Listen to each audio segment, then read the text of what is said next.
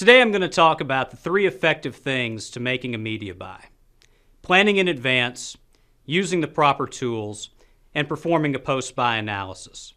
I read an article this morning that made me think of this topic that said in 2013, the average dealer in North America spent 34% of their marketing budget on online advertising and 66% of their budget in traditional media or direct mail.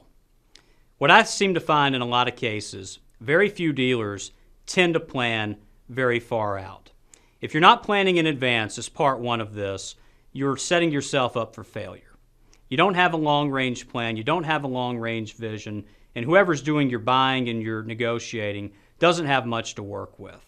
If you plan quarters at a time, years at a time, even 2-year blocks at a time, you're setting yourself up for a very efficient, very cost-effective media buy. Second part is having the right tools. You cannot rely on a local station, a local sales rep, to deliver you information and gauge that it's 100% accurate.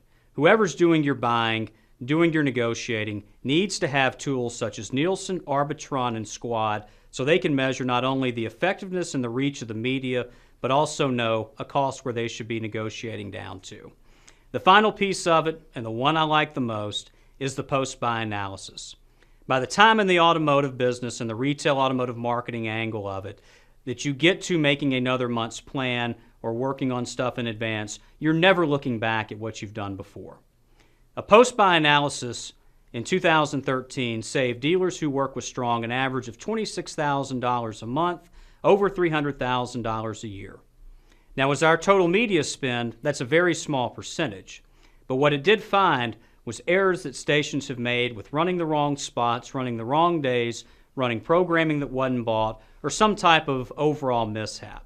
When you look for these things and find them, you create even more efficiency in your media buy while holding your vendors and partners accountable.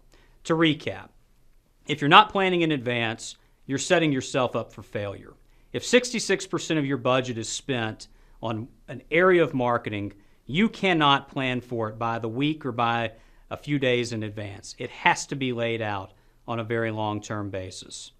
Plan in advance, have the tools you need to do it right, and once it's done, perform an autopsy on it so you know what happened and if you missed anything you should have gotten.